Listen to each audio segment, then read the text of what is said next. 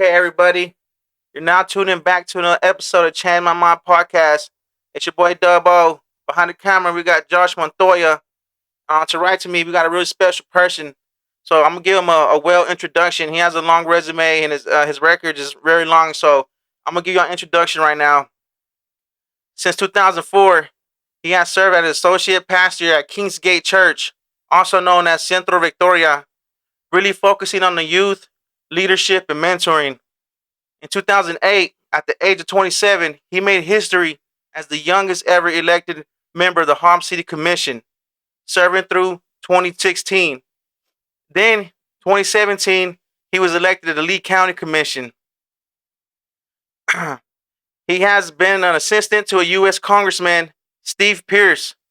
He also held a legislative internship in Washington, D.C. with Senator Pete Demograssi. But most of all, he is running for the mayor of Hobbs, New Mexico in the 2025 race. He's the man behind Hobbs Tough, Hobbs Strong. He's a husband, father, pastor, public servant, Mr. Jonathan Sena. Hey, thank you for having me with How's it today. going? It's going fantastic. I'm so excited to be hanging out with you today, Omero. This is exciting. Of course, you and your family and mine, we have a lot of history together, and Yes, sir. your brother Omar got into management and retail and things. But of course, when he was a young man, he was in our youth ministry and a good friend of mine. So Yes. your family is very special to me, and I'm glad to be on with you guys today and with all your listeners. And so Yes, thanks sir. again for having me. Thank you for being here. I'm super excited. I've been excited for the last couple of weeks now. We've been, staying in touch and staying updated on this day right here. So I'm excited. I'm really excited. Um, we're gonna start off with your childhood. Where were you born? How was it like growing up for you? Absolutely, man. That's a great question. Of course, I was born in New Mexico. I was born in Roswell, raised in Hobbs. My father and mother pastors. My mom died about 7 years ago, breast cancer. And Rest in but peace. Sorry to hear that. hey, thank you so much. She's a special woman. And so I was raised in New Mexico, raised in church. So we came to Hobbs in 1986, Mm. and so I was 5 years old. And a little church is the Primera Iglesia Bautista. It was 317 South Delmont. The building was actually an old army barracks from World War II. Is it still up there? It burned down about a year and a half ago. Okay. And but we moved in '94, moved to where we are now, next to La Tienda. Nice. And so I was raised in the ministry and from very humble beginnings. My family, and I know there were families that were worse off than us. So I don't Right. want to embellish or anything, but Mhm. we had challenging times. We're a couple years there along with our groceries. We had food bank food that helped us get through, and WIC at some time when I was little. And I remember 2 weeks. There was a 2 week period when I was a little boy where we only had macaroni, not macaroni and cheese, but just macaroni. And I still like macaroni. All right, I didn't get tired of it. But my dad always taught us it's okay to start off poor. You don't have to stay poor. And we worked hard, even though I had a hard time reading. My parents taught me the value of education. I had teachers that invested in my life at Southern Heights Elementary School. Did you go to Wow. Southern Heights? No, I went to Edison. Okay, you were next door, but we were both South Side.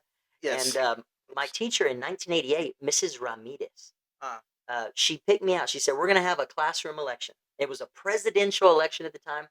She got she picked me. She said, well, she told my friend, "You're going to be Michael Dukakis, and is the governor of Massachusetts." He was the Democrat running for president. And she looked around and she saw me. Maybe I was the most gabacho-looking guy in the whole class, right?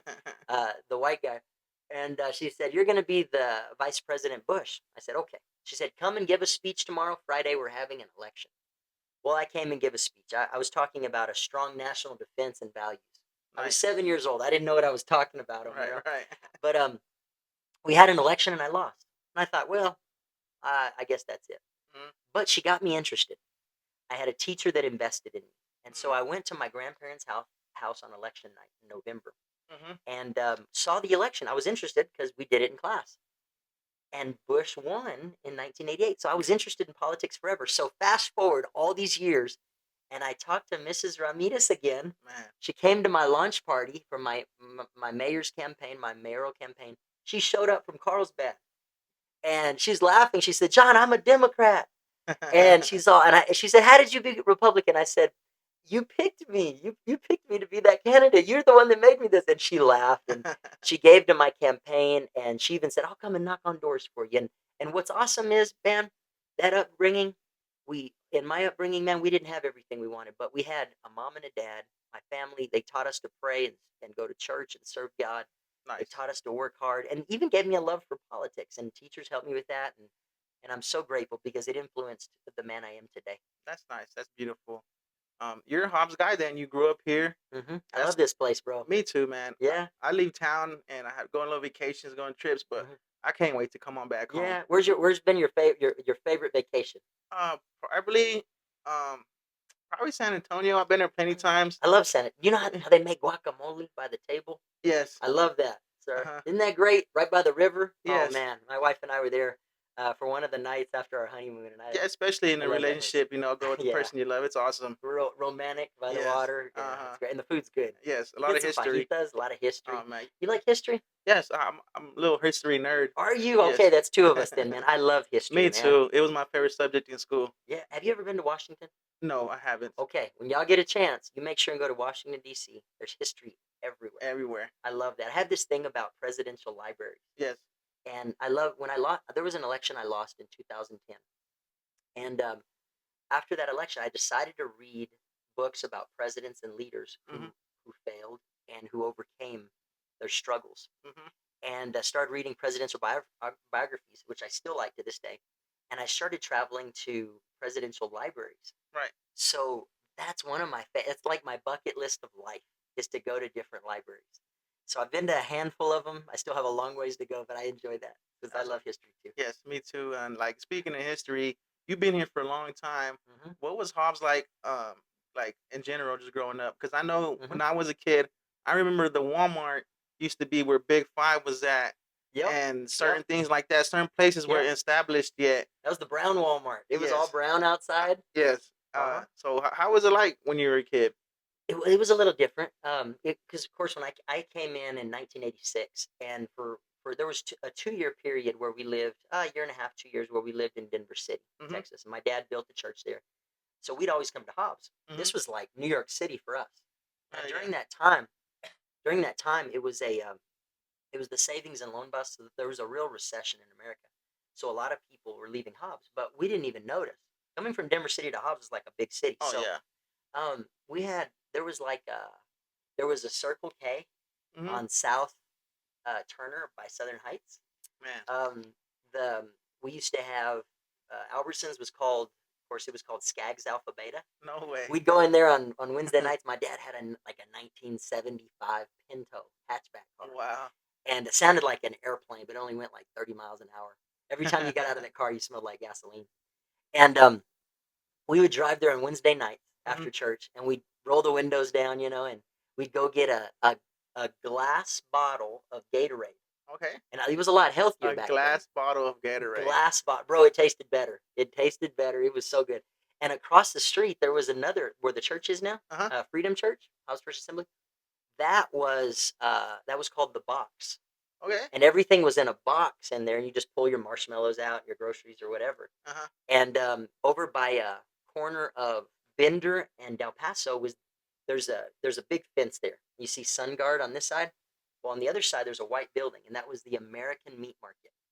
And we would go in. My mom would pick me up from kindergarten, and we'd go in there and eat. I still remember. I can close my eyes and still remember how it smelled in there. It smelled so good, like fresh Man. fruit, meat, and um, and then we'd go to Walmart, right Mm-hmm. where it used to be, and where the city hall is. That used to be the old Moncor Bank, Okay. and it was United New Mexico.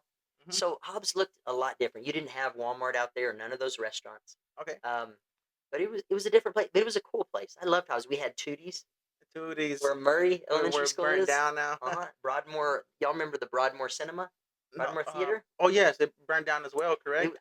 You may be right. It was an old building. I saw Batman in there in I think 1989 with Wow. Michael Keaton. Yes. I knew I was going to be a superhero when I grow up. I'd always imagined.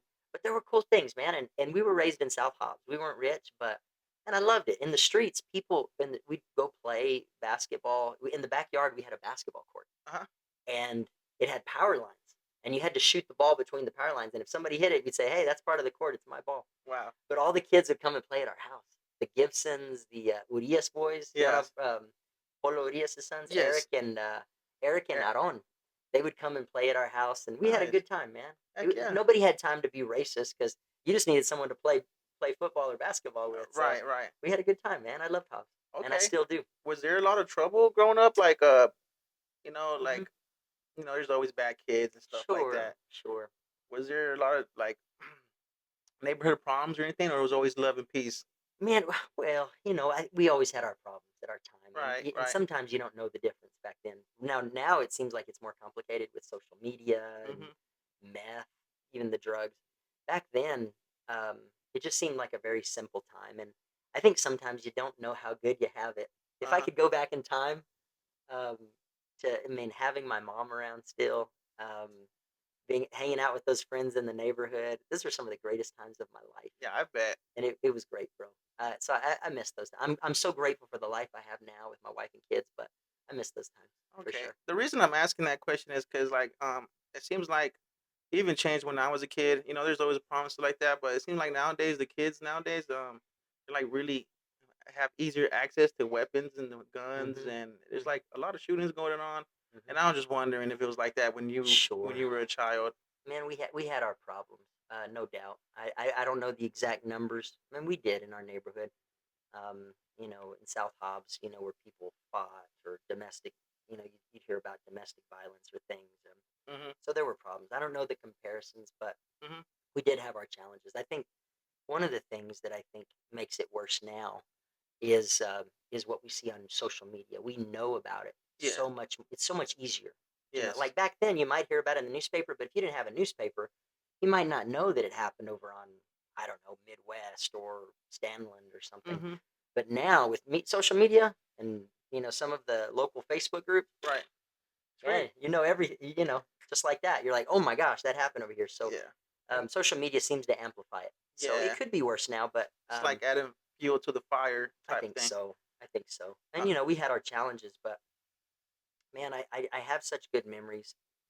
Even looking back, this community's been good to me, Omero, and nice. and people have been so kind to me, and that's why I love Hobbs. I'm still serving. I'm still running for mayor Heck or yeah. running for mayor because Hobbs has been so good to me, Mm. and I do want to give back. I want to continue to serve my community because I love it. I'm not Yes. trying to move to Dallas or Kansas City or No, me Albuquerque. neither. I love Hobbs, Me man. too, This is our man. home, I right? love it. I love to hear you say that because Yeah, I love how I was with all my heart too, and I yeah. don't plan on leaving. I do want a little ranchito somewhere around here. Okay, what do you want to have on your ranchito? Goats, horses, Okay, cows, all a couple right. pigs. Me, and my lady. That's Uh, great. my wife really she can't stand neighbors. Not just like the people who they are, just in general. Uh-huh. She wants to come outside and yell if she wants to, and you know what I mean. Like we could be Fair loud and enough. nobody say nothing. So Fair enough. we want to ranch and stuff. Live a peaceful life out there, I guess, and just stay here in Hobbs. We I have no get you. plans on leaving anytime soon. That's great. How long you been married? 2 years now. Okay, 2 years that's now, but great, I've man. been with my wife for 5. Okay, We all right. dated for a couple years, and then we decided to have a baby. And Okay. Omerito Junior's in the room over there. Maybe I'll Is he? introduce you after the Oh, podcast. I'd love that. I I'd love just that. had my daughter. She's 6 months. So 6 months. Are you getting any sleep? yeah, she's a good baby. At Yeah. first, no, first month and Yeah, so not so no, shit much. was man. I'll go to work tired, fall asleep in the truck on accident. But That's why God made coffee, huh? yes. I have an eight. I have a 6-year-old, 2-year-old, and an 8-month-old. So Oh we're man, right that's with you. nice. Heck yeah, And so that's I, cool. I definitely get you. Yes. Santiago, he kind of gets us up a little bit. Sometimes he'll sleep through the night. That's kind of nice. Heck yeah, that's nice, man. But Family's beautiful, it right? is. And this morning it reminded me why I'm running for mayor. Uh I huh. uh, I woke up. Santiago was crying. He woke me up pretty early, and I went in there, made him a bottle, the Hmm. formula, and I fed him, changed his diaper, and then I held him up for a while, right? And I'm Right. looking into his eyes, and the light is reflecting off the little night light in the corner. Uh huh. And I looked up in his eyes, and he's smiling at me, and that's a reminder for Yes. me of why I'm running for mayor, because I want my kids to have a better life than I had. Hmm. I had a great childhood, great Right. life, but I want them to have it better than me. I want them to have good roads. I want them to have safe neighborhoods to play in. I want them to have good job opportunities and Right. Right. education. I want them to have a better life. And I think that's what every Democrat wants, every independent, every libertarian, every Republican. They want their kids to have a better life than they have, and I want that for kids. I want that for families in our community, man. You're And our definitely right kids about that. remind us of that, don't they? Yes, you're absolutely right, and I agree with you 100%. You know, um, so you grew up here. You went to school here, high school, and everything. So I did elementary school, Jefferson, Southern Heights, and Coronado. Seventh grade, I was homeschooled. Eighth grade, I went to New Life, and then ninth through 12th, my mom, because we lived on South Side, she started a Christian school Hmm. at our church, and it was called Victory Center Christian Academy, and right there on Marlin. She started it. She started it, Wow, and we don't have the grade school anymore. But I graduated there. My sister, State Representative Elaine Sena Cortez, wow, my cuñada, Ariana Estrello, my wife, we all graduated from there. wow. And great school. Now we still have the preschool she started that my kids go to, but that's where I graduated. And then from there, I went to the junior college, College of the Southwest. We know it Nice. as University of the Southwest, and then Eastern New Mexico University. Okay, so you graduated at that church, at that school, I church did. school. So here's the funny thing, Omar. I was the first and last in my class. I was the only graduate, bro. Wow, The only graduate, man. But I loved it. I had good nice, memories there. We had a basketball team, and it nice. was fun. I'm 5'6", 5'5", so I knew I wasn't going to the NBA, bro. Huh? So, but I like basketball. Everybody in Hobbs likes basketball, right? Yes, that's So, crazy. I know a couple people who went to that church or yeah, did the church school. really? Okay, Yes. who are they? Man, he's dead now. Rest in peace. But Daniel Ramirez. I remember Daniel Ramirez. They called him Baby Bear. Yes, Back in the day, he's a nice young man. That was yes. tragic. Yeah. I'm sorry what happened to him. Me too. Me too. But what type of student were you? Um, I was kind of a nerd, right? Uh You and I both talked about being nerds. That's probably why we're friends, right? huh. So I did pretty good in school. I have a lot of friends that are smarter than I am, but I worked hard. I worked hard. I think that was my big thing. I don't know that I was the smartest, but I worked hard, Hmm. and that's something that's helped me now as a city commissioner and mayor.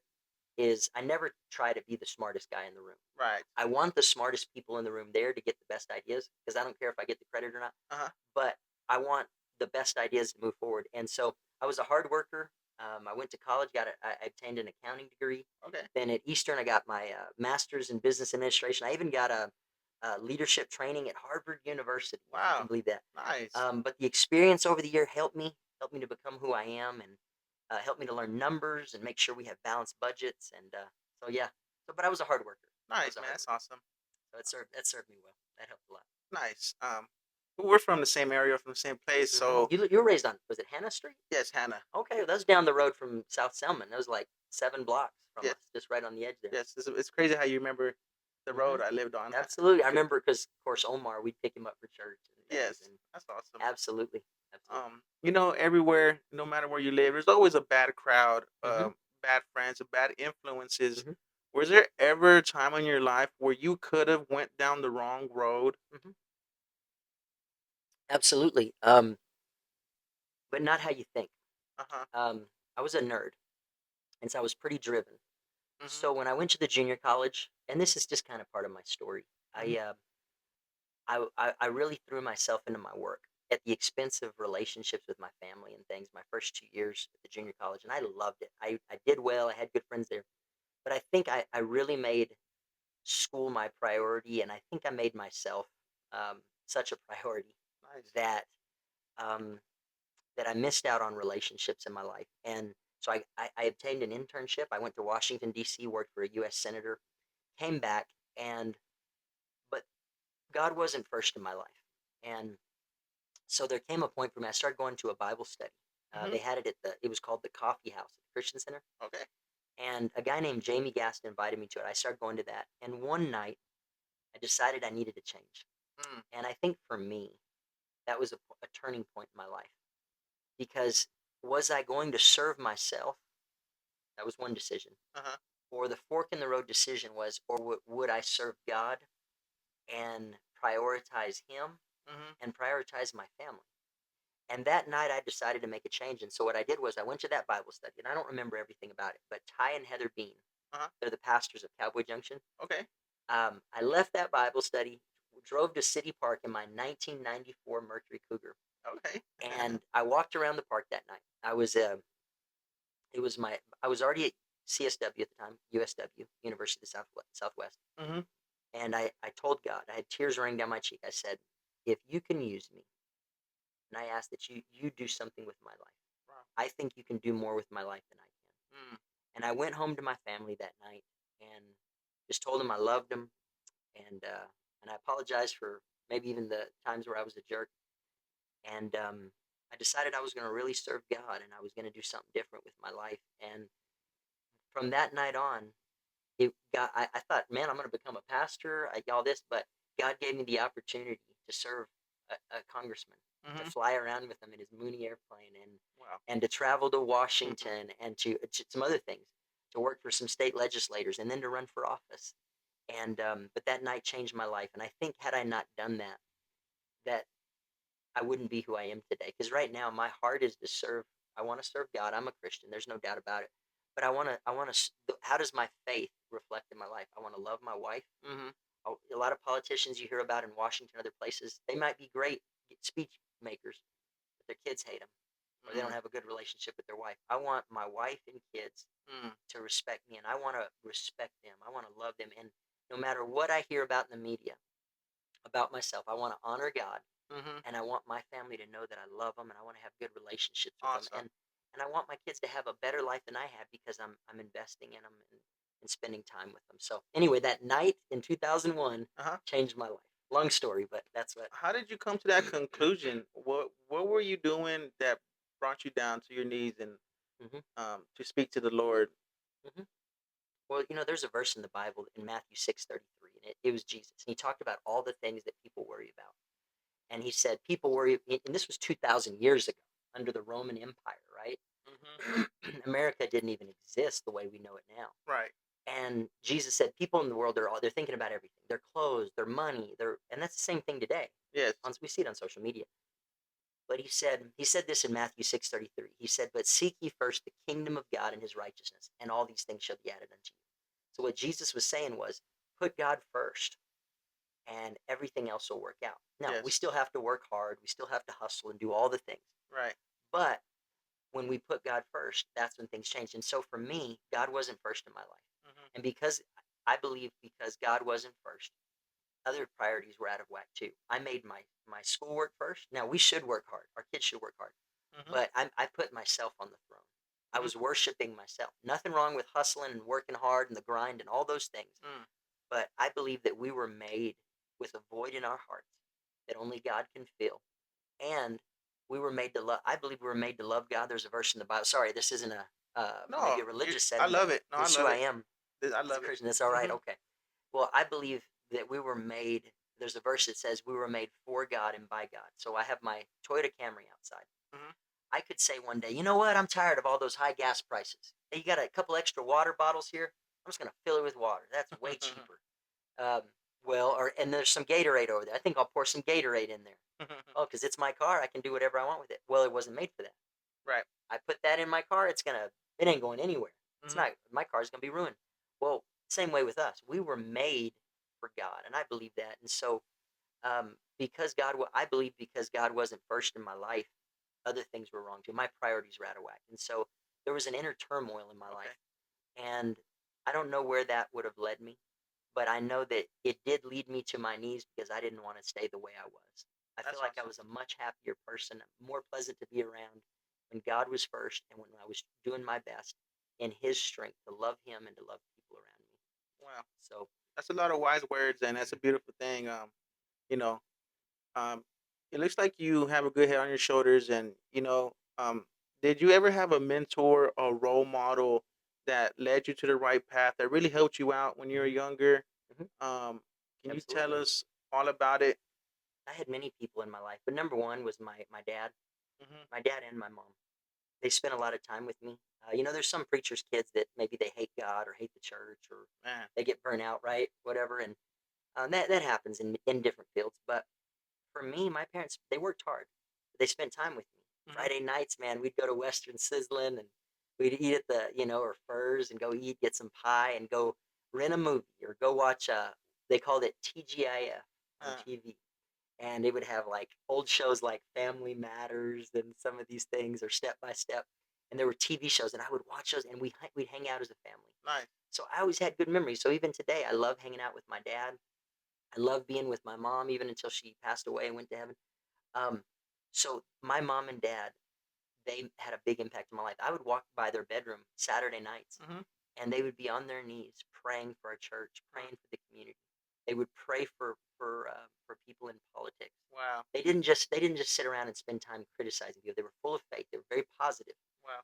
But they also believed that with God's help we could make a difference. And I like to believe that my sister and I, even my brother, all of us, my family, that we're an answer to their prayers too, because they prayed that we would get involved and that we would make a difference. And so that mentorship helped me. Robert Guthrie, who runs Option Inc., he's a mentor of my life. Teachers along the way, Mrs. Ramirez, my sixth grade teacher, Lavon Brown.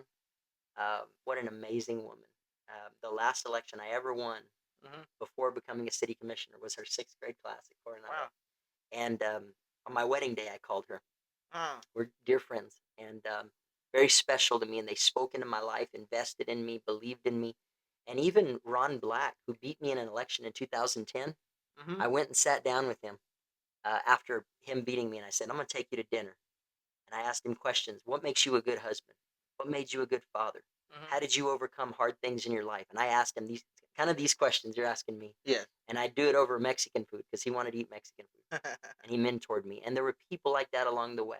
Okay. It spoke into my life. People that know more than I do that could speak into my life to help me learn and to make better decisions. So That's mentorship's awesome. important. Yes, it really is. So it sounds like maybe the biggest mentor you had is what, your dad and your mom? Sure. Nice. Absolutely. And of course, my grandparents were also that in my life too, on both sides. They were very good, God fearing people who loved their spouses and they lived good lives, man, and they worked hard. And so they inspired me and they spent time with me.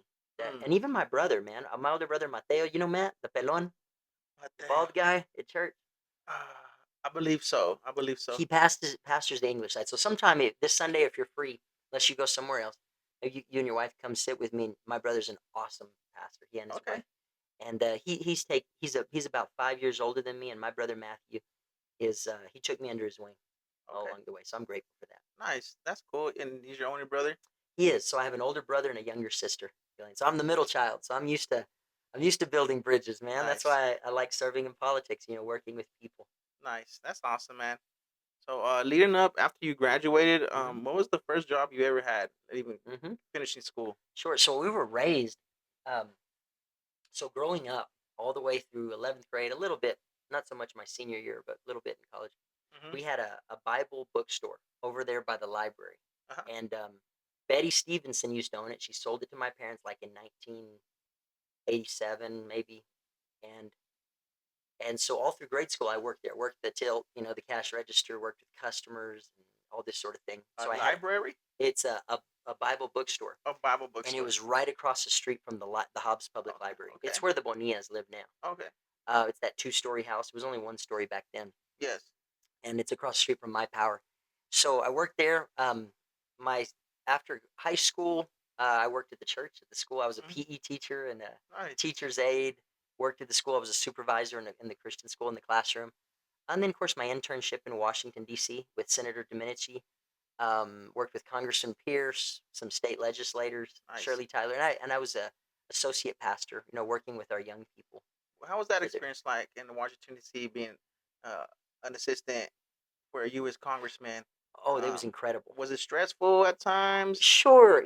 So funny thing. So 2 different things. One was in Washington.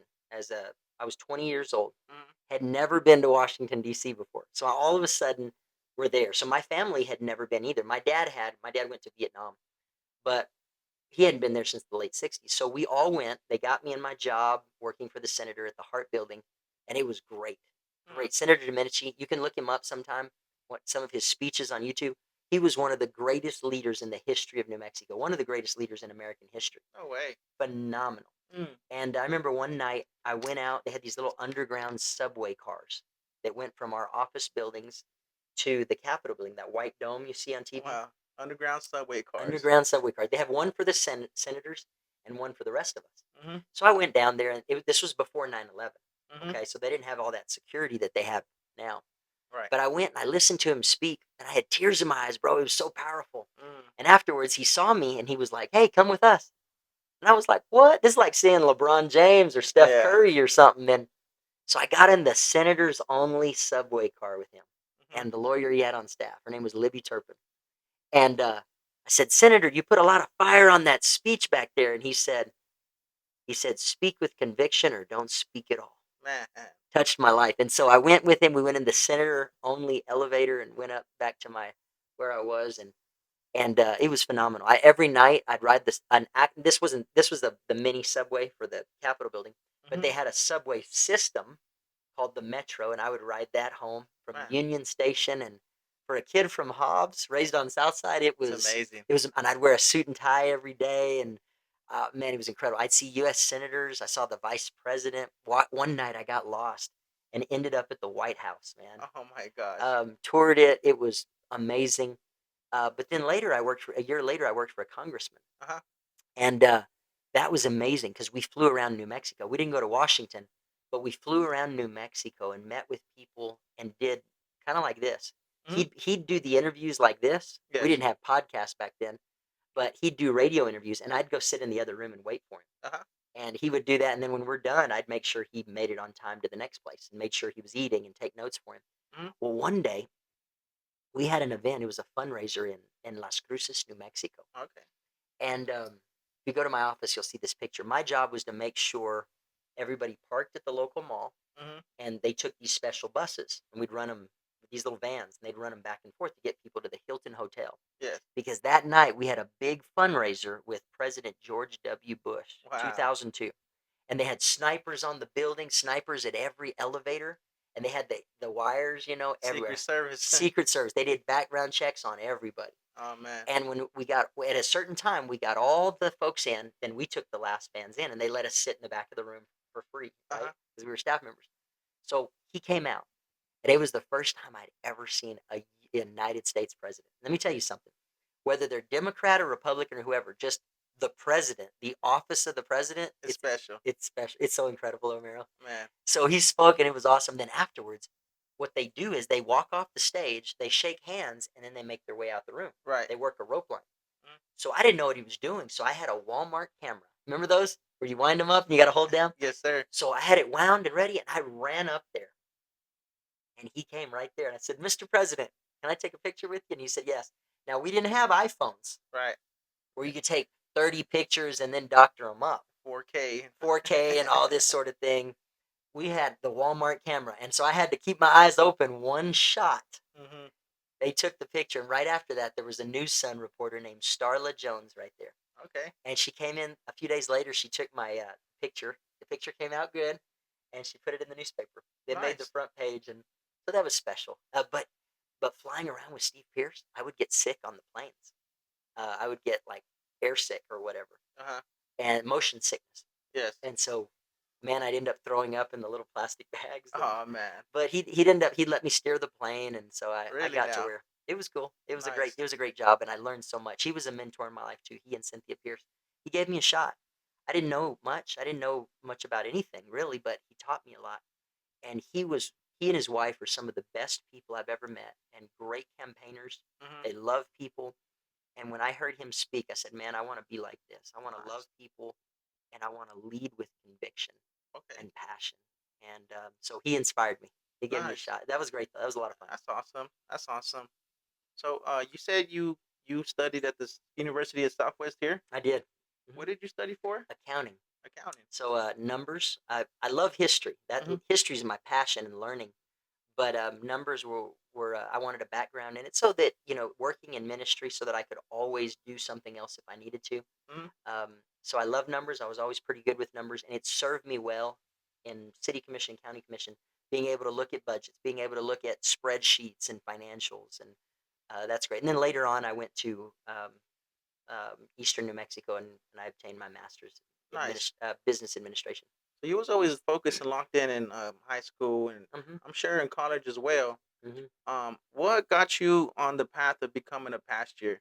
hmm I think as a kid, I don't mean to over spiritualized it, but it was very spiritual for me. I felt in my heart. Um, for me, I felt like God had spoken to my heart at a young age to help people and to serve them that way, to help people make peace with God. Right. And the great thing about being a pastor is you can help people get close to God.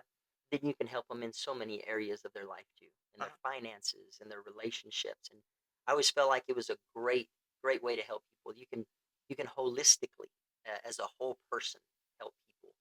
And but I felt that earlier on, and in 2001, it was 2 weeks after I had that moment at the park after that Bible study. I went to Mexico, and I went to go visit a friend in Mexico, and um, I went to a church on a Friday night, and I Hmm.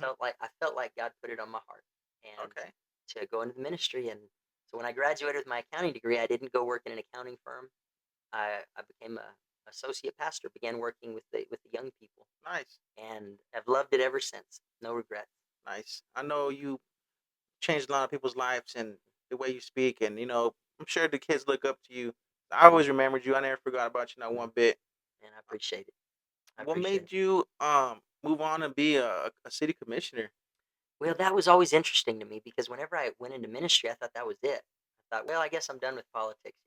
Hmm. But doors kept opening up, and I felt like I went on a humanitarian mission trip to Africa in Hmm. 2007, and we were helping a lot of people and spending time with folks. We went to a hospice center for AIDS victims and HIV, and it was amazing. They loved Americans. They love all. Did you know they love Mexicans over there? No way. Because nobody looks like Mexicans over there.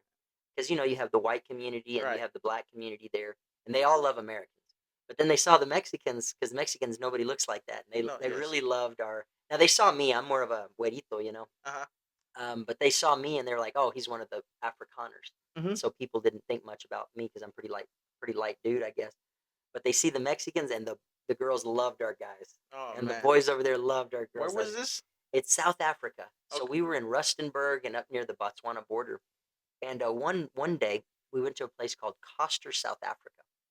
And this is interesting because this is to your question. Uh huh. I had been interested. I had started to get involved in politics again Hmm. as a youth pastor, an associate pastor. And we went to this church, and there were some Korean missionaries speaking, and they have long church services there, y'all. Catholic church maybe hour 15. Our church maybe hour 15, something like that. Over there, you're talking about 3.5 hour services. All right, they're Man. long, and we would all take turns speaking and things. Well, this place, Coster, had poverty. There's AIDS victims, very poverty-stricken area. Hmm. Red dirt. The dirt is very red. Well, we went in the church, and I wasn't speaking that day. And I remember sitting there about 2 hours in, and I felt like God put it on my heart. My heart was breaking for the people of South Africa, Man. but I felt like God put it on my heart and began to break my heart for the people back home in Hobbs, Hmm. which is interesting because you guys know a lot of people. There's a lot of people. Nothing wrong with it. They want opportunities, so they graduate from high school, move to Dallas. Right. Graduate from high school, go to LA or whatever. That's Uh huh. fine. But I feel like God put it on my heart, my home in Hobbs, New Mexico. Now I didn't have any money. Uh huh. I had, even though I'd been in politics, I had no real connections for that. I helped them with their campaigns, but I didn't have any connections for me to run.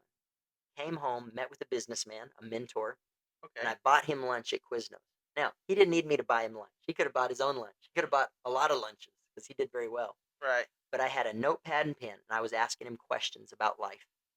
But he knew it just kept coming up in conversation, politics, because I was interested in it. Hmm. There's a verse in the Bible that says, out of the abundance of the heart, the mouth speaks.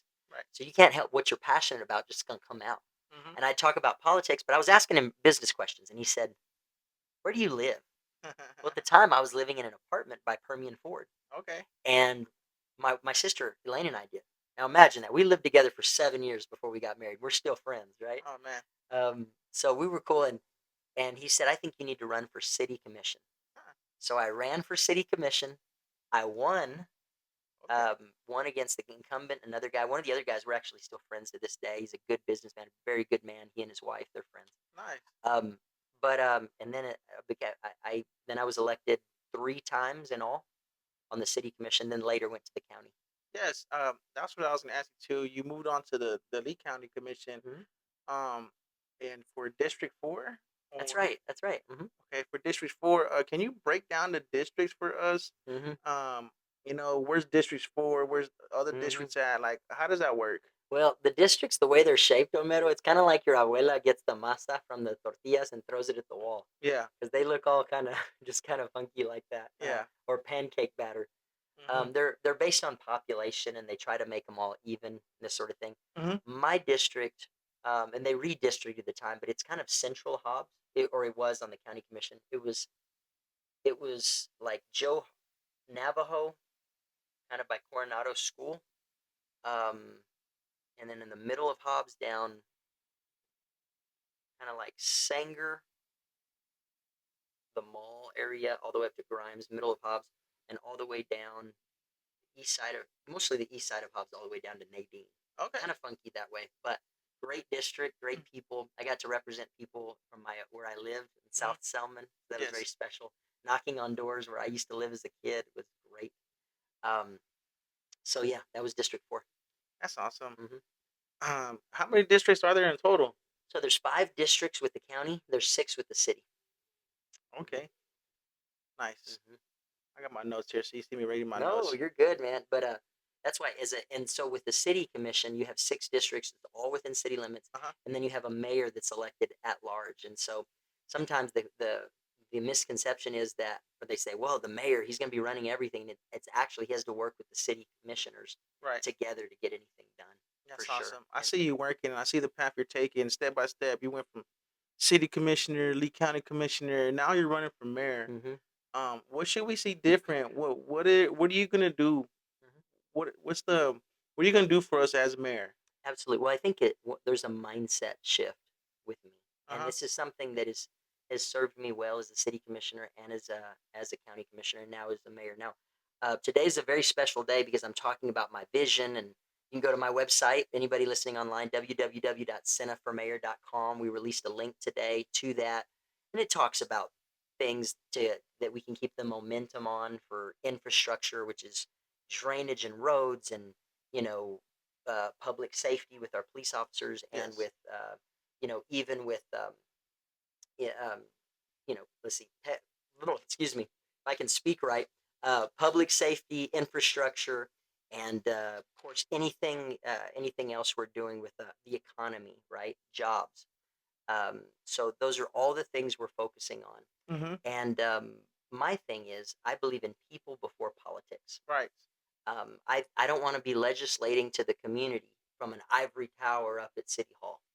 I'm somebody that moves around and Mm-hmm. sits down just like this. I always said as a city commissioner, I said, man, if you want to compliment me or you want to cuss at me, you can do it to my face because I'm going to be right here. Mm-hmm. You're going to be able to do it right here and go, dang it, John, I love you. Or dang it, Mhm. John, I hate you. That was a bad decision. But you could do it because I was going to be, I wanted to be this close to the people. And I always wanted to. Even when I was a city commissioner, I wanted to have my finger on the pulse of the community Okay. so that I knew what people's needs were. And that's why when I'm knocking on doors and when I talk about our plan and our vision, Mm-hmm. talking about economic development, jobs, talking about infrastructure, roads and drainage, talking about public safety, I believe these are issues that are important for us. And so I want to keep moving on those. I think something that we're going to see different, Big uh, changes. big change. Well, I think it's going to help our police department. I think it's going to help the community, even with homelessness, Uh is huh. the behavioral health conversation. There's homelessness, there's people struggling with behavioral health and addictions. A month ago, I went to Miami to Mm-hmm. study the Miami, what they call the Miami model, and it's a model of handling behavioral health. So what that means is, um, and let me take a step back. In last year, before I left the county commission, we committed $30 million to build a new facility. Oh man. And so right now we're in the middle of that study. I got a text on it today. Um, and what we need is a place where people can go who are dealing with addictions. Oh yes. Um, some things where police show up, some crime scenes or places they get called out to, they don't require them to get arrested. Mm-hmm. Sometimes they don't. They just need someone to come out and go, "Hey, Frank, how you doing? You got a place to stay for the night? Can Mm-hmm. you stay with your sister? Hey, man, have you already taken your medicine? Everything okay? You had a rough day? Maybe you got a divorce or a fight with his family? Hey, is it all right?" And so, a behavioral health facility that could help with addiction or struggles, but something we also need a community response team. The Mm-hmm. momentum's already started on this. People that are trained in de-escalation. There's training for this in Albuquerque, where they can show up on a scene, not with all the flashing lights, not any guns or anything, but come in and say, hey, let's Yes. bring it down. What can we do? They don't. Not everybody needs to go to jail. Now, the criminals, rapists, arsonists, yeah, they Yes, need to for go to sure. jail. If you're stealing, absolutely. But there's some things that don't. And if Mhm. we have a team that goes out Mhm. that can get him to a better situation or get him help or get him to a behavioral health facility, Right. then we don't have to have a police officer out there. Mhm. And that saves police officers. They can actually go to the more serious calls that require a gun and a badge, Mhm. and it actually gets people the help they need. We don't always need to get people in the revolving door of the justice system or in the prison system. That's And awesome so, that you say that because there's I don't even think I could recall of any place in Hobbs that does help people with addiction. hmm I know there's places you could go for domestic violence and stuff like that, but hmm there's really nowhere to go if you're coming down on fentanyl or hmm um you're just addicted all the way around. I'm glad you you're right. brought that up because I don't think there's anything like that here. I don't think so either. And it's going to take a lot of work. It's going to take a lot of collaboration. But I think that we can work with the county. I think we can get some of these things done. And honestly, we're spending the money anyway. So I would rather spend the taxpayer dollars in a better way Uh-huh. to get people help, to show them compassion, get them help, than just paying for their time at the in the detention facility. So I think it's something that shows a lot of promise. We'll have to continue working on it. Right. Another thing I wanted to ask you too. I don't know how much influence the mayor has on certain things, but hmm it seems like the dog pound is like over flooded. It's over too It much is. dogs, and It is. if you, I had these kittens living under my house recently, Yeah. and Yeah. we called up there to be like, hey, we got these kittens, and we don't know what to do with them. Can you come get them? And they told us that they were full, and there's nothing they could do. Are y'all planning on making a new facility or anything, or what's going on? Here's what I think needs to happen. We need to renovate the one we have Uh for huh. sure, because there's something with stuff with the plumbing and the AC we need to fix. When we finished building that back in like 2008, 2009, Mhm. it met the needs of the community at the time. An adoption facility, we passed new laws for it. I think we need another facility probably next door to it. Um, I don't care where it is, but we need one that's bigger, that is more focused on adoption and getting those healthy animals to where they need to be, that'll provide more space, and where the old facility is more focused on euthanasia, or the spay and neuter program, or even taking care of the sick animals. So I think that would be a better use of our dollars, and it gives us more space. We've grown so much as a community. We need the space. We need to be able to get animals off the streets, Yes. and it's Superintendent Silva and her team, Misty. They do a great job over there, but they've outgrown that facility for the size of Hobbs, and we Yes. do we do need more space for sure. Yeah. And I heard similar stories from different people as well that they call up to the dog pound and they can't get no help or anything because it's just too full. Yep. And it's a tough job because they put down probably 30 to 35 animals a month, Mhm. and that's a tough thing to do. Mhm. Like, I don't have a dog or a cat, but I love animals. I just and I have kids at home. I'm so busy taking care of my kids. I don't have the time or energy to take care of a dog. But my I have a lot of friends that do, and it's a tough thing. People that go to work there love animals, Mhm. but sometimes the most humane thing to do for a dog that is super sick or is could be a problem for kids in the community is Mhm. that they have to put them down. They have to use euthanasia. They have to euthanize them, put them to sleep, and that's you do 30 or 35 of those. That's tough, and I think that we need to provide some emotional support for the staff there. Mhm. I saw them put down one dog back in 2009. Uh-huh.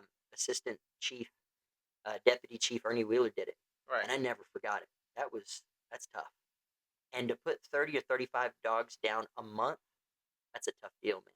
Yes. And so staff needs our support. We do need more space so that we give these animals a better shot at getting adopted for sure. Yes. And then people always say, well, can you get them driven off?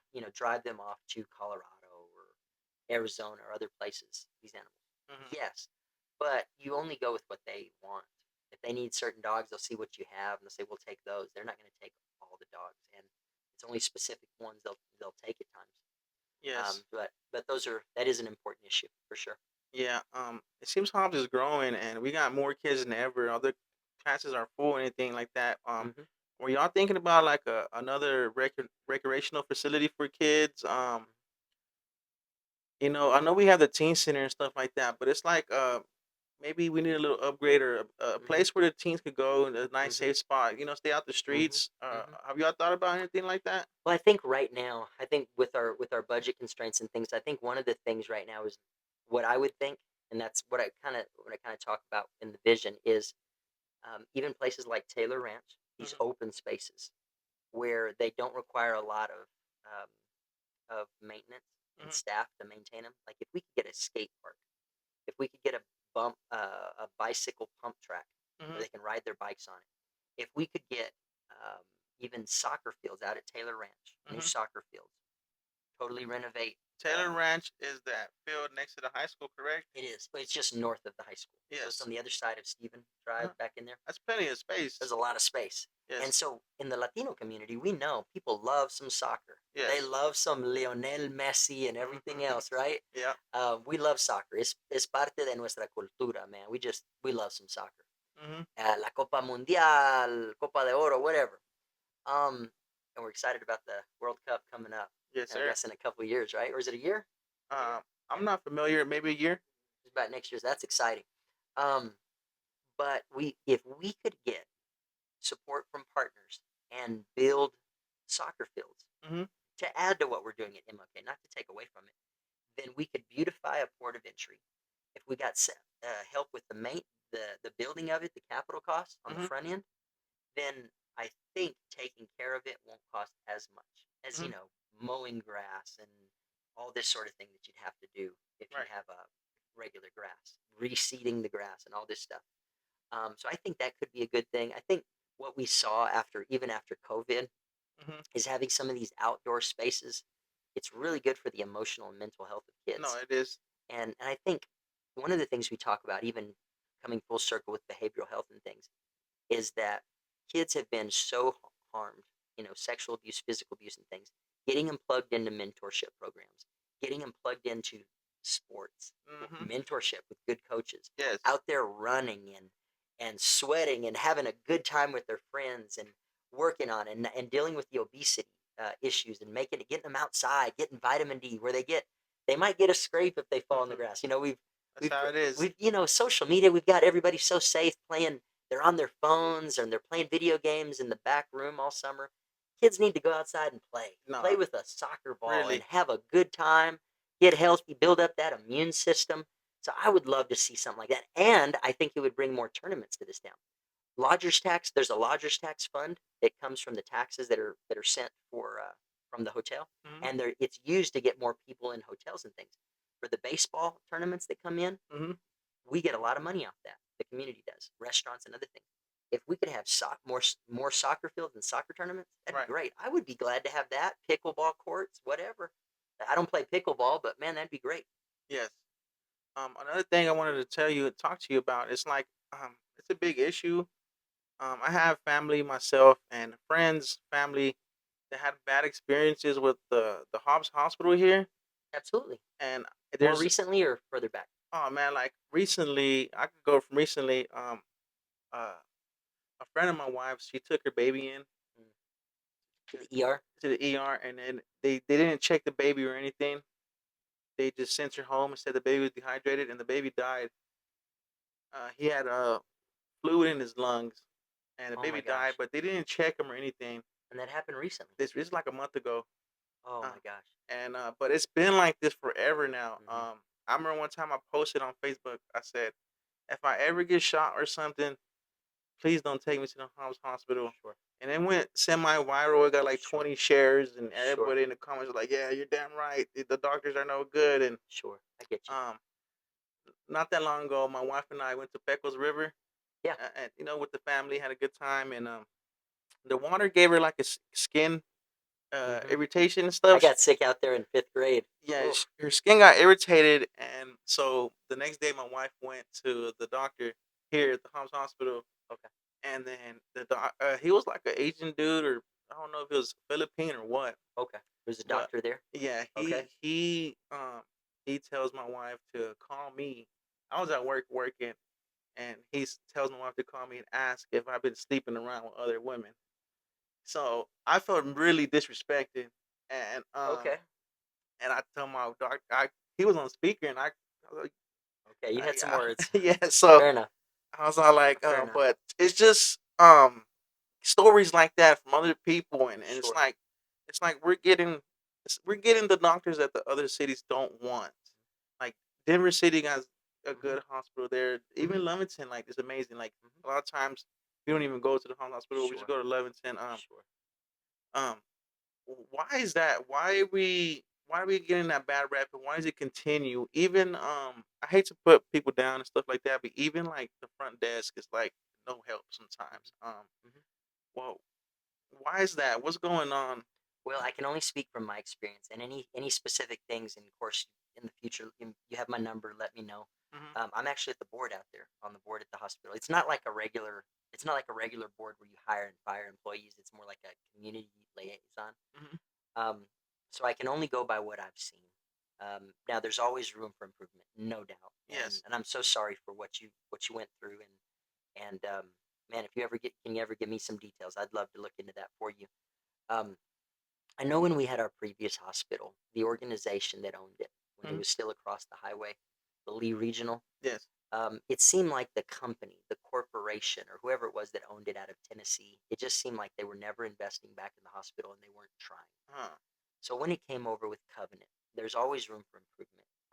But it seemed like they started to try. And whenever there was problems, or if someone brings it to me, I'd always share it with Shannon or the CEO at the time is Rachel. We have a new one now, but and Sharon, and they would work to make it better Hmm. and to fix the problem.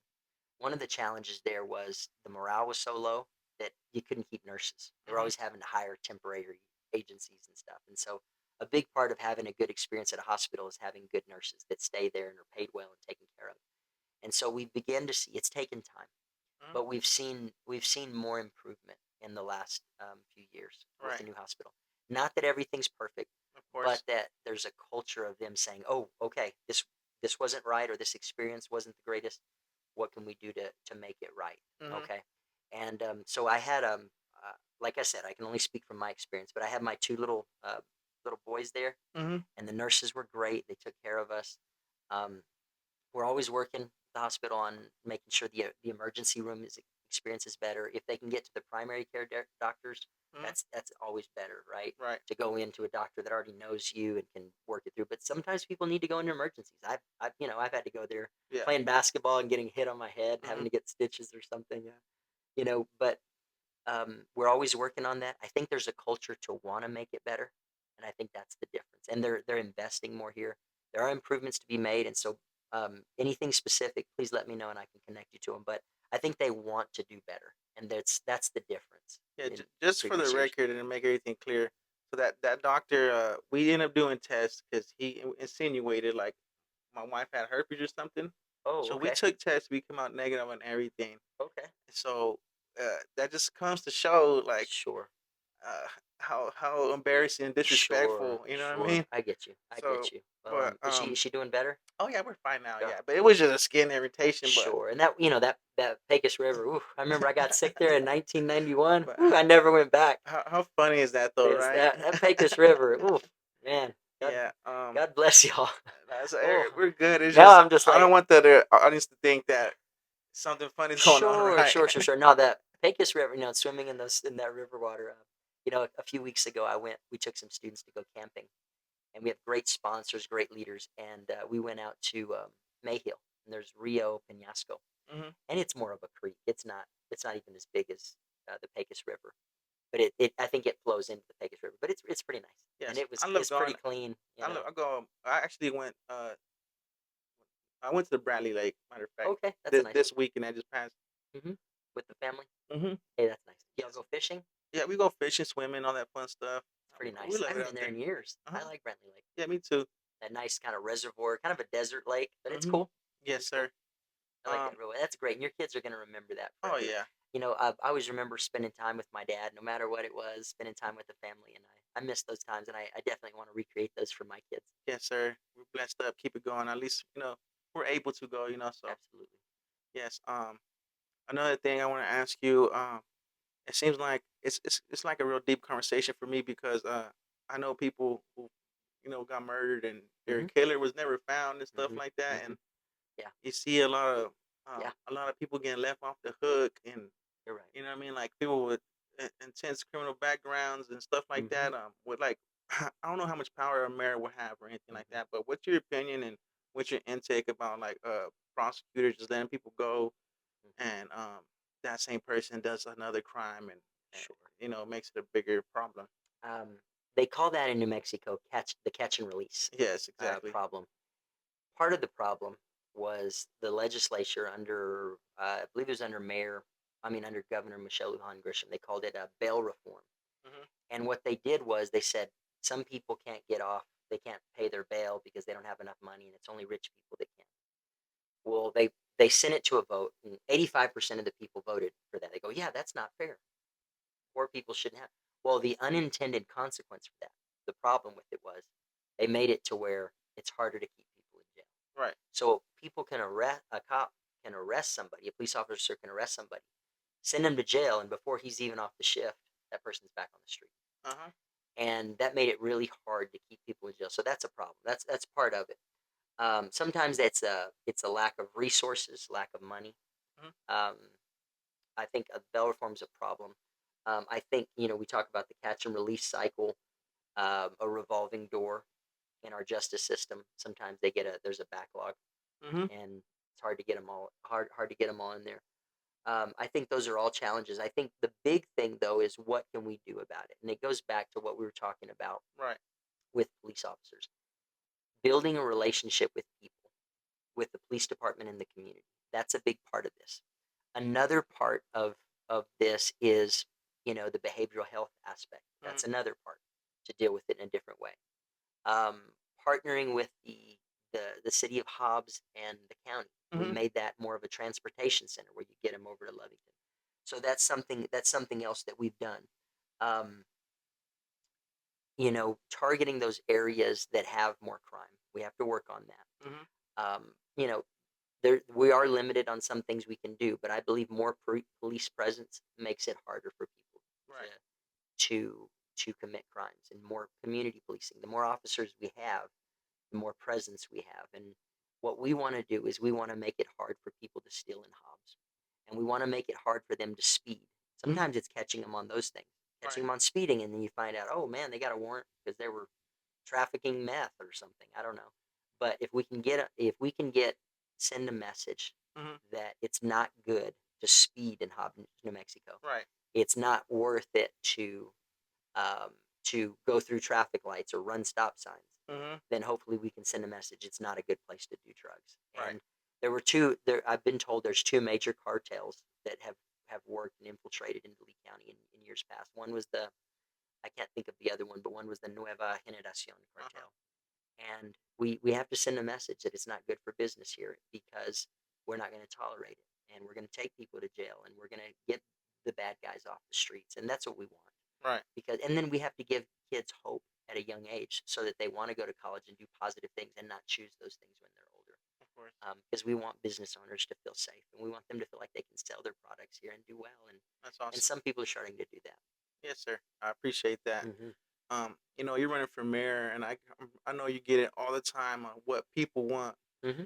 what they want. But Mm-hmm. what would you want here? What would you want to see here? Absolutely. Well, it goes back to me looking at my little boy Santiago. Uh huh. I want him to feel safe. It's the simple things for me.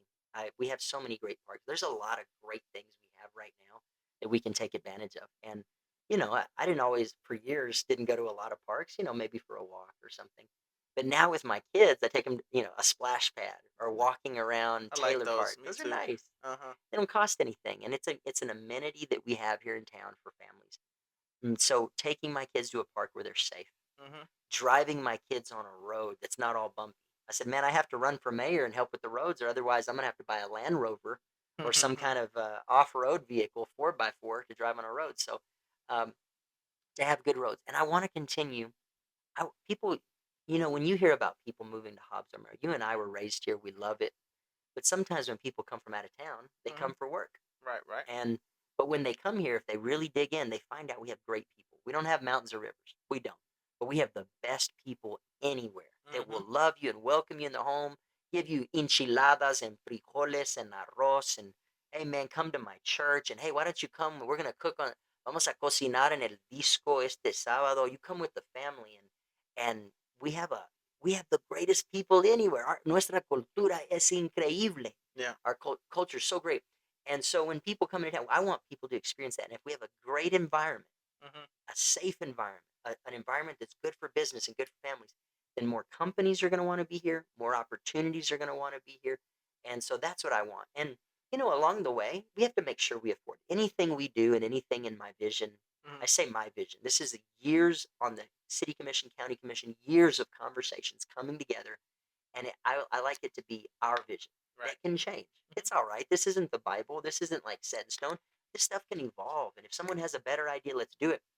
But I want to see soccer fields. I don't play that much soccer, but a lot of families love it. I want that for our families. I want people to enjoy their life in Hobbs, New Mexico. And if they should leave, they can have a great opportunity somewhere. But I want them to always say, man, that's the best years of my life. We're in Hobbs, New Mexico. Nice. And when I get the first chance, I'm going back because that's a great place. They Yes, got sir. Omero and everybody else. And those are good people there, and they welcome me. And that's Yes, what I sir. want. What is your main goal for the city, for the Mhm. town? Well, I think that those are all tied in.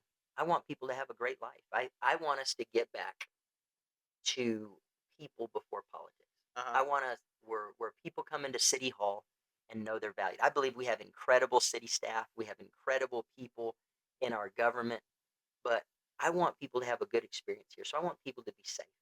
I Okay. want our staff to give the best service, and they work hard. I know they do, but I want us to all take it to another level. Hmm. I want us to prosper. Hey, I'd love to see the Sams of the world and the Chick-fil-A's come in and Hmm. all those things. But we have to continue to work on infrastructure, and we have to continue to welcome business, and we need to have a mindset that's pro business, Yes. a mindset for families to come in. Yeah. Nice Chick-fil-A would sound nice, Come or on, man. yeah, it's like we're getting more dispensaries than anything. I know it. I know it. But What we really need is someone to bring in a Chick-fil-A and a yes, Whataburger, but that's what I'm we're saying. working on some stuff, and there's some opportunities there. Our partnership with the Chambers of Commerce.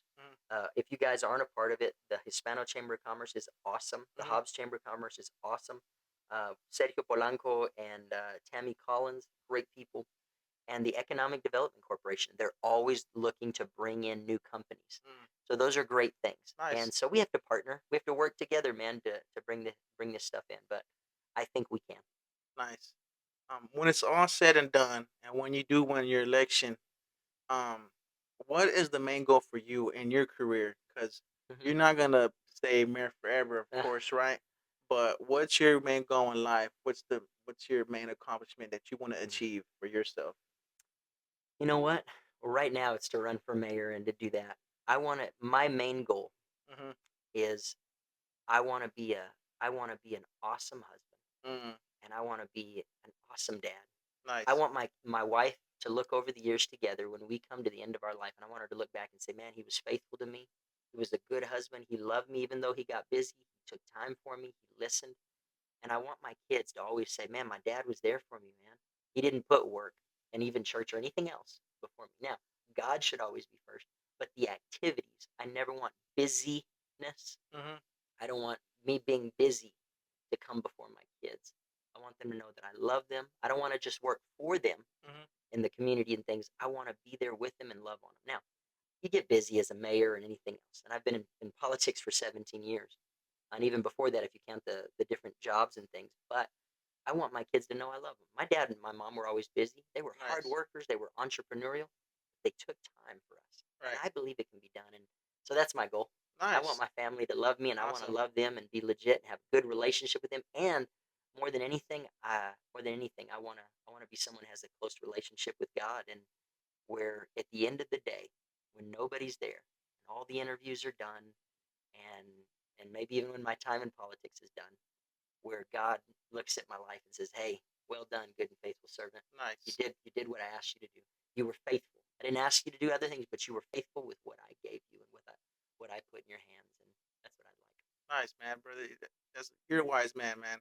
That's beautiful. I Um, appreciate it. Thanks for having me on. This has been great today, man. right? It's awesome. So I pretty much got everything I needed to ask you about your political career. Hmm. Um, so what we do next is move on to the fun part of the conversation. Just to put, All right. I just don't know to. how much I could add to it, but I'd be glad to No, you're fine. Just hear to you see out. your true personality, who you Okay. really are, and your thought processes, Hmm. and about the whole world. I am a Lakers fan, bro. I'm an old time Lakers fan, so I love Magic Johnson. I don't know. We've really struggled in these last few years. We won No, during COVID, but I don't know I if that get. counts. That's right. I get that. I love Magic Johnson and Kobe Bryant. So Okay, I'm gonna ask you: have you ever seen a UFO? Or do you believe in UFOs? wow. I know there's a lot of military activity in New Mexico. So you always hear of that in Hmm. White Sands or in Roswell. Man, it's hard to tell. Um, but Roswell, there's airplanes and things. So I don't know what it is, but Have you ever seen a I've UFO? never hung out with any without hung out with any aliens. So, but I've been in Roswell and you see, I don't know if it was a fast airplane or what it was, but so I guess I can't really speak to it that much. I was born in Roswell, so Right. who knows? Maybe I had aliens. They Do were you friends growing up. do you believe in aliens? Do I believe in aliens? No, I believe as a Christian, I believe in the supernatural. Uh huh. Um, so I think there's a I think there's we talk about the supernatural element as angels and demons and things. Uh huh. I believe in that. Hey, I believe in Jesus, and Right. Right. right, he's not here, and I mean he's in our hearts by his spirit. So do I believe in UFOs? I believe there's a lot of military activity Uh in huh. New Mexico. Hard to tell what it is, I suppose. I don't know. Have you seen a UFO? I've seen a You couple. seen a couple? I've seen Okay, in one. Hobbs or in Roswell? One with him and one with my wife. Okay, Here in where Hobbs, were you at? both of Here them. in Hobbs. Okay, Yes. Uh, okay, yeah, just lights in the sky. Me and him were walking. okay. The spinny. Did you really? Yeah. We. It was a Okay. pretty Where was it nice. at? Behind Hannah, those train tracks behind Hannah Road. Really? We were walking. We were kids, and we just Okay. seen a Hmm. like a UFO spinning Yeah, in yeah. circles, different colors, Okay. and it just shot off into the sky. No kidding. And Okay. it's the same thing with my wife. We were coming from, I think Lubbock or Odessa. I don't remember, but we were coming from Eunice Highway, cutting into Homs, Hmm. and I, we look in the sky. And what the Okay. heck is that? And it was like the classic um, silver UFOs. Hmm. You know, the classic ones, and they were Okay. just The retro ones. zipping, yeah, zipping back and Oh, forth, and okay. then Hey, at the man. end, it just zipped Really? off. Yeah. Okay. Mm. Wow. Yeah. Hey, man, that's awesome. Yes. I've never seen something like that. So, but man, and there's a lot. There's been a lot of conversations about that, and so who knows? Who knows? But there's so much military activity in New Mexico and so much history of it, Hmm. even with the Manhattan Project and some of the things that have been made. And you hear about back in the '90s, even the Aurora Project, Right. and the way they describe that Hmm. online. And I've had friends that said they saw something that looked like the Aurora. You Right. could chat GPT that later. And hey, man, well, I guess you never know, man. Yeah. But I had a Carl Mackey, a friend of my friend. He was from South Hobbs. Right. We used to drive through Roswell on our training trips, and he said, "Man," he said, "look at all these people coming to Roswell and spending all this money to see an alien or go to the alien museum." He said, "We need something like that in Hobbs to Right. to get people to come and spend money." So who knows? Maybe we will one day. I don't know. Yeah. That's funny, man. But no, that's great. I That's know great. you're a pastor for sure. Yeah, yeah. Have you ever had anybody call you and tell you to come look at their home? Mhm. Um, have you ever had like any paranormal experiences with ghosts or anything like that? Well, I think one time your brother asked me to come and pray for the house. I think I remember that. Years ago, and as a Christian, as a follower of Jesus, I believe in the supernatural, and I believe in the power of prayer. We believe in light and darkness, and the power of God, Hmm. and to overcome demonic presences and thing. And there's the authority and the power of the name of Jesus. So I do believe that. I probably haven't seen as much as others. Um, but I see God's strength and I see His power in Hmm. prayer, and I've seen God change people's lives, Hmm.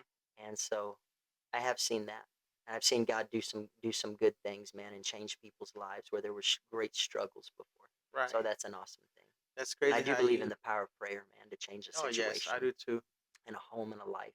Yes, sir. And absolutely.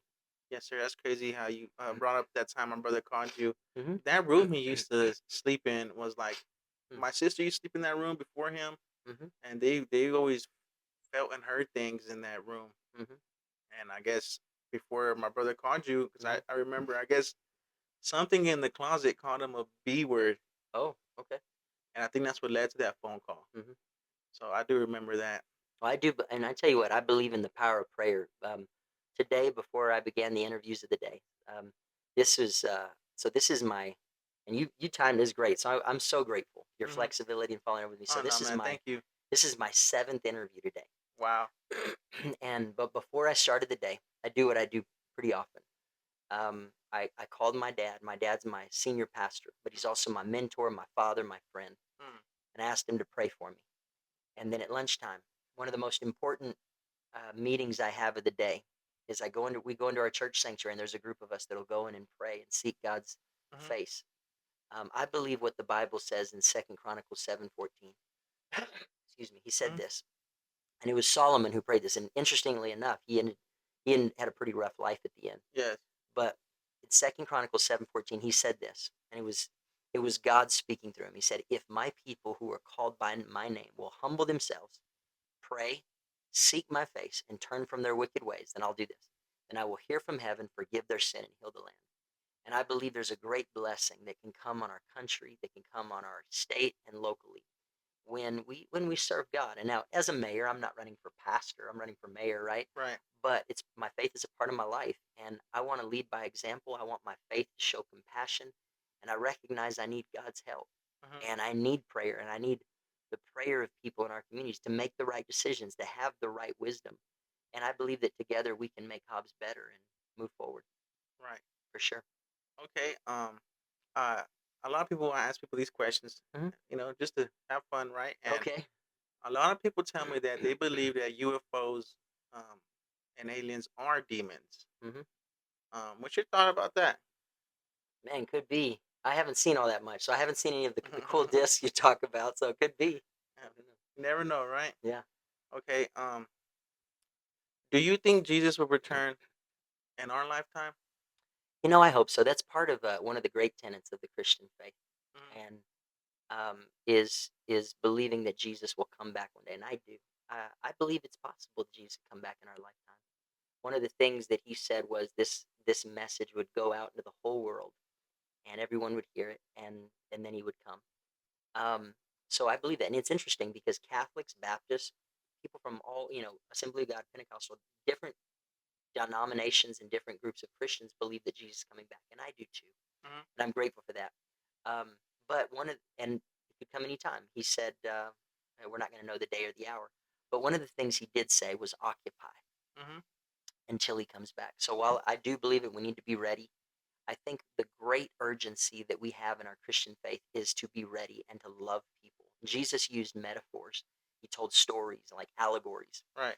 and he talked about how that we need to do well Mm-hmm. until the master gets back because we don't know when he's coming back. Yes. Kind of like when you're a kid. I remember one time my mom and dad left the house and my sister and I were playing around, and the neighbor called my dad, said, "Hey, they're playing around in the kid in the living room. I think they might pull a curtain down." We were just playing, nothing crazy, but um, my I didn't know. My dad called and Uh-huh. my dad came back. I didn't expect it. Didn't know when that was going to happen, but the next time around, I said, "You know what? I need to be ready because Dad could come back. I need to get the water the yard. Yes. I need to clean my room, and I need to be ready." And I think as Christians, That's how it is. we need to be ready. We need to be giving our best, and I believe God calls all of us to give our best Mm. until He comes back. So I hope it is during our lifetime. I think it's possible, and Nice. I believe it is. But Nice. we'll see. And if it's still later on, that's all right, man. I'll get to see my mom on Streets of Gold sooner than that. Then. Yes. Yes. Well, we're gonna see him one day for sure. Hmm. And one more question for you, brother. How do you think the Egyptian pyramids were made? You know what? I have heard so many great like thoughts and stories about it. Uh-huh. My sister-in-law went to Egypt last year. I am fascinated.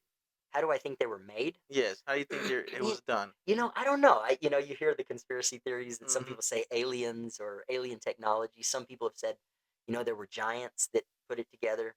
Uh-huh. Some people said pulley systems and things. I don't know. I am fascinated though with Egypt. I would like to see it. Right. I'm fascinated with Eastern culture. Mhm. I went to Israel 2 years ago, and Mhm. it was 10 months, 9 or 10 months before all the terrorist Mhm. thing went down near Yes. Gaza, and I was near Gaza. I was at Sederot, was one of the towns near Gaza. I went. I could show you a picture on my phone. I I could see the Gaza border. Now we went into the West Bank where there's the Palestinian territory. Uh-huh. We didn't go into Gaza though. Gaza, No, there's good off people limits. off limits. Now there's good people in Gaza too, no doubt, Huh? but their leadership is crazy. Uh-huh. Like, not, the terrorists there. Now in the West Bank, they were very kind to us. I had some of my best food I had in Bethlehem, where Wow. Jesus was born. Wow.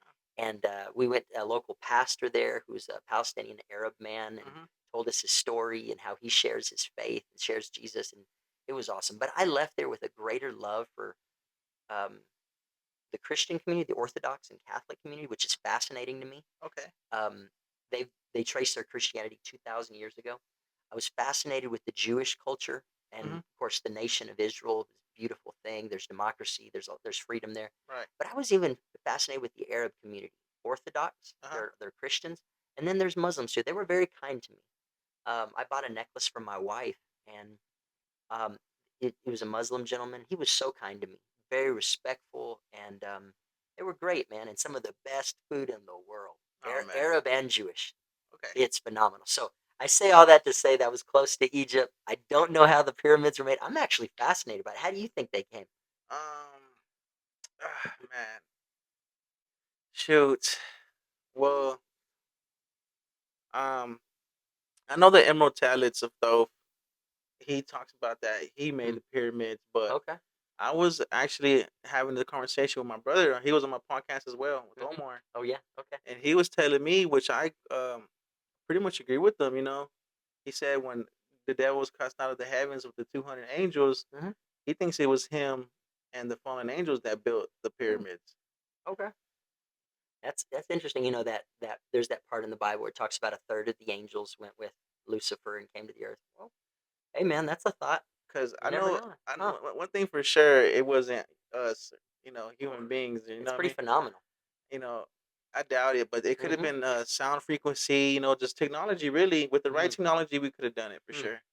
But Yeah, it seems like really you look at the ancient Egyptian, um, you know, architecture and even ancient in Mesoamerica, in Latin America, some of the things that were mhm, made and how they lined it up, where you could, with the sky and the stars. I've been down near, Tulum and mhm, Chichen Itza and some of these places, you know, even in Central America. It's pretty phenomenal. okay, The technology they have. I don't know how they did it, man, but wow, it's amazing. mind blowing. It's mind blowing, and I think the Earth is fascinating. I think different cultures are beautiful, and there's different things that have been done over time. Hmm. Um, Definitely, the pyramids are. That's something I'd like to see, though, for sure. Yes, I'd like to see. So maybe one day we'll both see it. yes, sir. Maybe one day, hopefully. Hmm. But that's pretty much I have for you, Jonathan. Is there anything you want to say to the people where they could find you and all that good Sure, stuff? sure. Well, first of all, Omer, thank you for having me. Thank you, brother, for recording us today, man. This has been a lot of fun. You guys are so easy to talk to, and I appreciate you having me on the air and connecting with you again Thank you for after all being these here. years. So thank you for that. Hmm. Today we sent out a mass text. We've been on it. This is the we capped it off here with our friends with this special interview. And so go to my website, www.senaformayor.com. You can see our vision for the community. You can connect with me. Again, everything we do is in the context of our budget, in the context of working together, finding common ground to get things done. And so we want to make Hobbs better. I want to move the needle. I heard a story years ago. There's a movie called Kingdom of Heaven, Uh huh. and Orlando Bloom acted in it. He said this. He said, "This is my land. What would I be if I did not try to make it better?"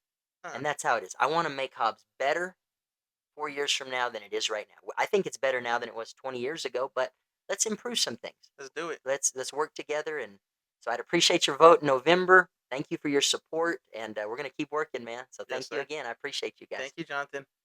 All right, man. See you next time.